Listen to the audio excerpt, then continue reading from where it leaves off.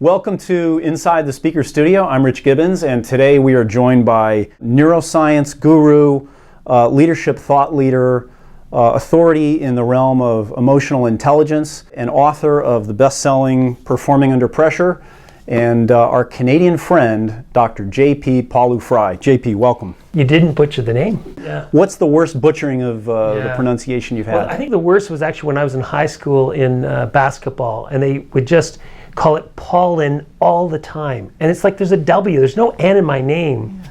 But the Pawliw's Ukrainian, the Fry is Irish. So, you know, we like to drink beer and we have big butts. That's how we like to say. You've been on the circuit a long time. You've delivered probably thousands of keynotes. What's the kookiest thing that's happened to you at a corporate event? Yeah, well, kind of a sobering one was somebody had a heart attack. In fact, I probably have two stories. That's the first one, and that was really hard to come back after that. The other one was 9/11. The first break, we found out, saw the images. The leadership wanted to continue, so we did the whole day program. It was very interesting to talk about emotions under pressure in the middle of that day.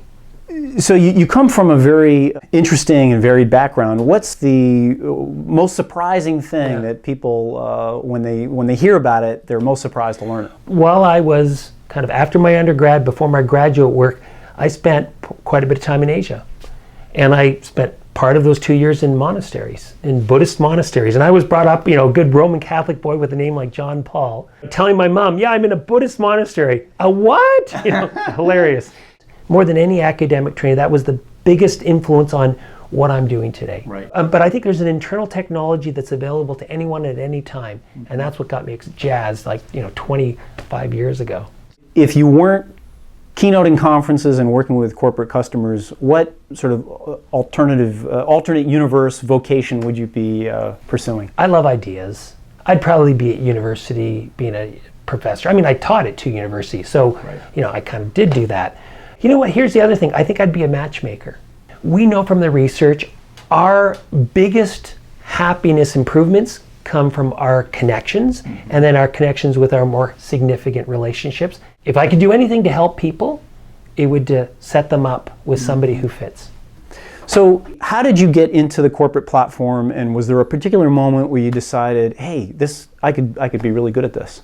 Well, I think where I thought I could be good was in graduate school. I was doing some presentation in front of the other students, and I really liked doing it. And I was doing some research on high performers, working with athletes at Olympic Games.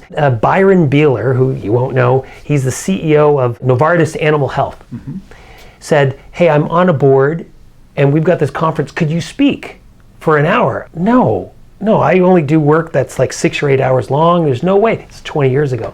So I said, no. I didn't know there's something called keynote speaking. And then all of a sudden, somebody else asked, okay, I'll do it. And I enjoyed it, and then I realized, oh my gosh, disseminating information, exciting people with ideas in a different mode than I was. So that was the first step in the marathon. That was the first step, yeah. If you could have dinner with anyone, they don't have to be living, who would it be and why? Well, I mean, if it's not living, I'd love the Buddha. I just finished listening to Dreams from My Father, Barack Obama, in his voice on audio, which is amazing. I listened to it too, it was amazing. In his voice, with his story. So that would be the current living person I'd like. And David Brooks, who's a New York Times writer, you might know him. I'd like to have David, Barack, and myself in a conversation. Other than yourself, what speakers have you seen out there that you found particularly compelling and interesting?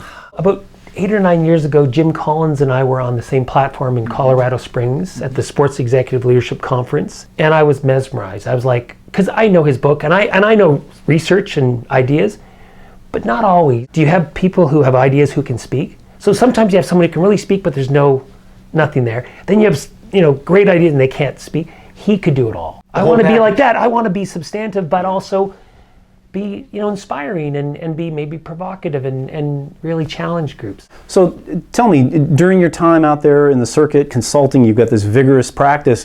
What have you learned about yourself and your own experience?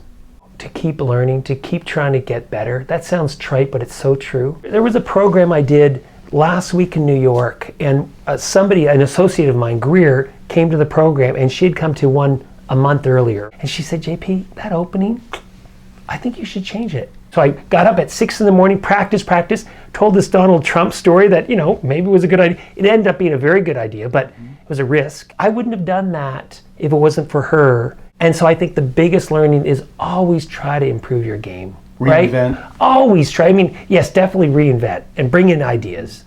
You got to be excited, right? I got to be excited. If I'm not excited, I'm not doing my job. Right. So I bring in ideas, new ideas to get excited. But I think always, how can I be a better crafts person? When you're at your best, what's going on? So that's what I need to do. When I walk on, I'm like at my best. I'm not 50% and then in the middle I'll be at my best. No, I'm right on. And so there's a number of habits that I do. One more thing.